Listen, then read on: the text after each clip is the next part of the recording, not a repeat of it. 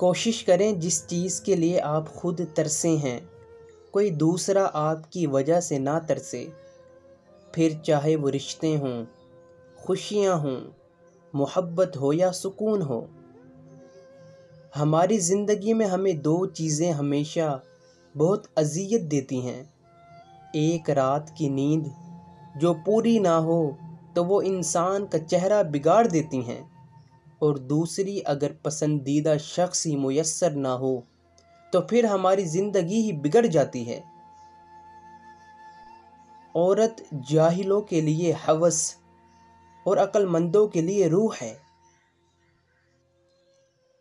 اندھیرے میں بہائے آنسوؤں کی قسم، میں نے تم سے سچ میں شدید محبت کی ہے، یار اتنی شدید کہ اس میں خود کی ذات کو کھو دیا۔ غم وہ نہیں ہوتا جو آنسوؤں کا سبب ہو، بلکہ غم تو وہ ہوتا ہے جو آپ کو اندر ہی اندر سے کھا جائے اور کسی کو کانوں کان خبر ہی نہ ہو۔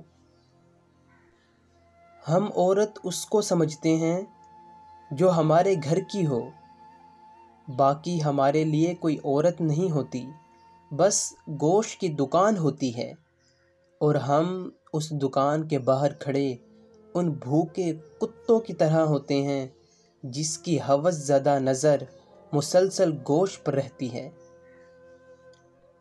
کچھ لوگ بھلے ہم سے برا ہی کر جائیں، ہم پھر بھی انہیں مس کرتے ہیں، ہمارا مس کرنا ہی ہمیں بتاتا ہے کہ ہماری چاہ سچی تھی۔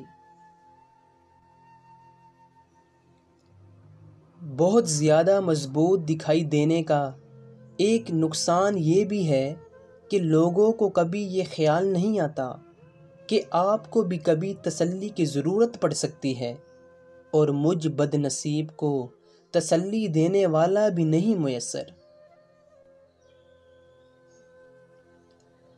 کچھ لوگ آپ سے اتنی ہی محبت کرتے ہیں جتنا وہ آپ کو استعمال کر سکتے ہیں، جہاں ان کا مفاد ختم ہو جاتا ہے وہاں ان کی محبت اور وفاداری بھی ختم ہو جاتی ہے۔ اللہ پر توکل رکھنے والوں کی کبھی ہار نہیں ہوتی، کیونکہ وہ جانتے ہیں کہ اللہ نہ ہونے سے بھی ہونے کا وسیلہ بنا دیتا ہے۔ حقیقت اکثر جس شخص سے آپ کو امید ہوتی ہے کہ سہارا دے گا، وہی شخص آپ کی بنیادیں ہلا جاتا ہے۔